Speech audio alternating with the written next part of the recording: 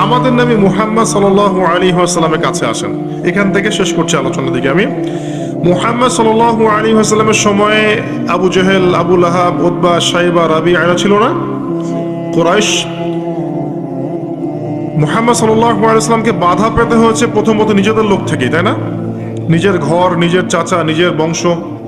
এটাই সুন্নাত ভাই, যে কবুলিয়াত যারা পাবে ওদেরকে ঘর থেকেই বাধা দেয়া হয়। বিরোধী শক্তিরা পরে আমরা কিন্তু দরুদে পড়ি আল্লাহুম্মা সাল্লি আলা মুহাম্মদ ওয়া আলা আলি মুহাম্মদ কামা সাল্লাইতা আলা ইব্রাহিম। কখনো কি চিন্তা করেছেন যে অন্য নবীদের নাম বাদ দিয়ে এখানে ইব্রাহিমের নাম কেন? ভেবেছেন কখনো? একটু দুইজনের জীবনী পড়ে দেখবেন, দুইজনের জীবনের মধ্যে অনেক মিল আছে।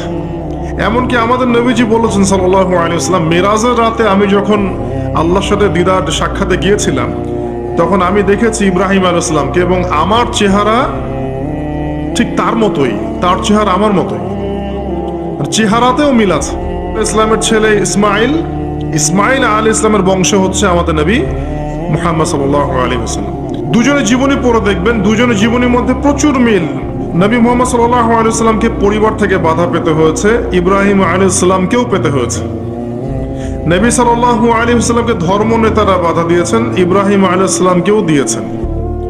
নবী সাল্লাল্লাহু আলাইহি ওয়াসাল্লামকে সমাজ থেকে তাড়িয়ে দেয়া হয়েছে, ইব্রাহিম আলাইহিস সালামকেও হিজরত করে চলে যেতে হয়েছে।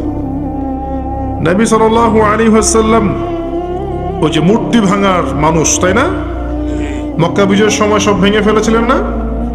আকুল জাআল হক ওয়া যাহাকাল বাতিল, এটা পড়ে পড়ে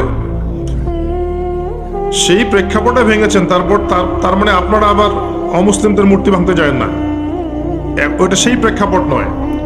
তিনি মক্কা বিজয় করেছেন, ইসলামী স্টেট কায়েম করেছেন। ইসলামী স্টেট কায়েম করার পর তিনি তার লিডার, আমির হিসেবে তার ডিসিশন তিনি নিতেই পারেন, এটা তার রাইটস আর আছে। এটা এখানে আপনি খাটাতে পারবেন না, কারণ এটা সেকুলার স্টেট।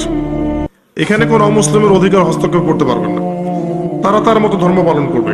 ইব্রাহিম এর জীবনে গিয়ে দেখেন তিনিও কিন্তু ওই যে মূর্তি ভেঙে দিয়েছেন। মানে অনেক মিল আছে, আপনি খেয়াল করে দেখবেন জীবনের প্রতিটা ক্ষেত্রেই ইব্রাহিম এবং মুহাম্মদ সাল্লাল্লাহু আলাইহি ওয়াসাল্লামের প্রচুর মিল আছে।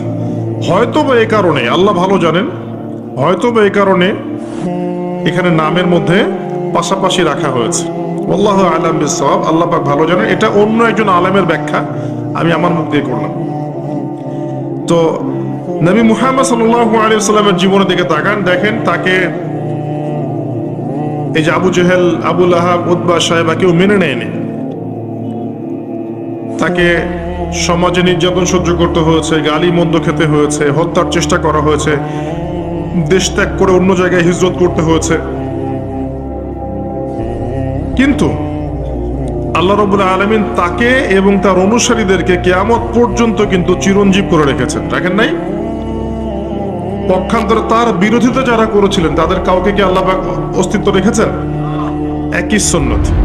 আমাদের নবী সাল্লাল্লাহু আলাইহি ওয়াসাল্লাম যেই যুগে বাস করতেন, শোনেন, সেই যুগের মধ্যে শিরক ছিল। কি ছিল? শিরক ছিল,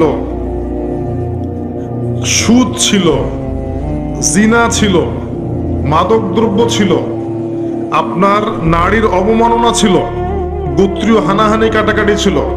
আপনি এখনকার এই বিশ্বের দিকে তাকিয়ে দেখবেন হুবাহু সেই বিষয়গুলোই এখনকার বিশ্বের মধ্যেও আছে, হুবাহু সেই বিষয়। পুরো ওয়ার্ল্ড ওয়াইড আপনি শিরক দেখবেন, ওয়ার্ল্ড ওয়াইড আপনি রিবা, সুদ দেখবেন, সারা বিশ্বব্যাপী আপনি মাদক দেখবেন, সারা বিশ্বব্যাপী নারীর অবমাননা দেখবেন, বেহায়াপনা দেখবেন, জিনা দেখবেন, সারা বিশ্বব্যাপী আপনি দেখবেন গোত্রীয় হানাহানি এখন রাষ্ট্রীয় হানাহানিতে রূপ নিয়েছে।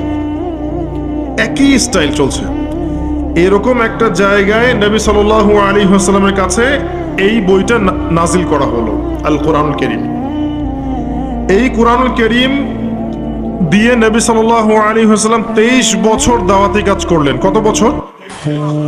এবার 23 বছর পরের মক্কার দিকে আপনি তাকান, এখানে কোনো শিরক নাই, আছে? কোনো সুদ নাই, মাদক নাই, নারীর কোনো অবমাননা নাই, কোনো অশ্লীলতা নাই, গোত্রীয় হানাহানি কাটাকাটি কিচ্ছু আছে? কিচ্ছু নাই। এই 23 বছর শুধুমাত্র আল কোরআন এবং এর ব্যাখ্যা সুন্নাহ, এই দুইটাকে কাজে লাগিয়ে নবী সাল্লাল্লাহু আলাইহি ওয়াসাল্লাম জাহেলি সমাজকে সোনালী সমাজে পরিণত করলেন। এই এখন আমাকে বলেন, সেই আল্লাহ কি এখন নাই? সেই কিতাব নাই? সেই নবীর সুন্নাহ নেই? তাহলে আজকেও কি সম্ভব ছিল না জাহিলিয়াত দূর করে আলো জ্বালানো? সম্ভব ছিল না? ছিল। কিছু কাজ করতে হতো বা করতে হবে। বলে দেব কি কি? আল্লাহ আমাকে তৌফিক দান করুন, আপনাদের সবাইকেও করার তৌফিক দান করুন। দুইটার দিক বলছি। এক নাম্বার দিক হচ্ছে জ্ঞান অর্জন করতে হবে, জ্ঞান অনুযায়ী আমল করতে হবে, পারিবারিক আদর্শটা ধরে রাখতে হবে, আপনার হালাল রিজিকের ব্যবস্থা করতে হবে, আপনাকে দিনের জন্য নিজের জান মাল সময় শ্রম প্রতিভা দিয়ে দিনের খেদমতে আঞ্জাম দিতে হবে, উম্মার ঐক্যের জন্য আপনাকে চেষ্টা করতে হবে, অর্থনৈতিকভাবে স্বাবলম্বী হতে হবে এবং এমনভাবে ইসলামের দাওয়াত দিয়ে উম্মাকে, দেশকে, জাতিকে, রাষ্ট্রকে ভালো কিছু দিতে হবে যেন আমরা মধ্যম পন্থায় ইসলামের পতাকা নিয়ে এগিয়ে যেতে পারি। এই কাজগুলো করলে আজও সম্ভব, আলো জ্বালানো আজও সম্ভব। আরেকটা কাজ, এই বইটার হক আদায় করতে হবে, আল কোরআনের হক আদায় করতে হবে, বিশুদ্ধ তিলাওয়াত শিখতে হবে। এক নাম্বার কি? বিশুদ্ধ তিলাওয়াত শিখতে হবে। দুই নাম্বার হচ্ছে এর কিছু অংশ হিফজ করার চেষ্টা করতে হবে। তিন নাম্বার এর অর্থটা বোঝার চেষ্টা করতে হবে। চার নাম্বার এর আদেশগুলো মেনে চলার চেষ্টা করতে হবে। পাঁচ নাম্বার এর সমস্ত নিষেধ বর্জন করার চেষ্টা করতে হবে। আর ছয় নাম্বার এর দাওয়াতটা মানুষের ঘরে ঘরে পৌঁছানোর চেষ্টা করতে হবে। পারা যাবে ইনশাআল্লাহ? তিলাওয়াত কতটুকু সময় লাগতে পারে ভাই তিলাওয়াত শিখতে? 1 মাস, 2 মাস, 3 মাস, সর্বোচ্চ 3 মাস। 3টা মাস আমরা 1 ঘন্টা করে আল্লাহর জন্য উৎসর্গ করতে পারবো না? 3 মাসে 90 দিন, তাই না? দৈনিক যদি 1 ঘন্টা করে দেন তাহলে 30 ঘন্টা হচ্ছে আপনার, 90 ঘন্টা হচ্ছে আপনার। তো 90 ঘন্টায় কয়দিন হয়? 90 ঘন্টায় কয়দিন হয়? 4 দিনের বেশি বা 4 দিনের মতোই নাকি? 4 দিনের কাছাকাছি, 3 দিন প্লাস 4 দিনের কাছাকাছি। 4টা দিন যদি আপনি আল্লাহর জন্য দিয়ে দেন, উৎসর্গ করেন, এই বই আল্লাহর কিতাব আপনি পড়া শিখে যাবেন। আপনি কি রাজি নাই? মাত্র 4টা দিন আপনি উৎসর্গ করেন আল্লাহর জন্য। একজন ওস্তাদের কাছে যান, একজন কারির কাছে যান, মাদ্রাসার শিক্ষকের কাছে যান। আর আমার পরামর্শ যে কমই মাদ্রাসার ওস্তাদদের সাথে থাকেন, এটা আমার পরামর্শ। তাহলে আপনি ভালো শিখবেন। আরবি ব্যাকরণ থেকে শুরু করে আপনি কোরআন, হাদিস, ফিকহ, অন্যান্য বিষয়গুলো ভালো শিখবেন ইনশাআল্লাহ।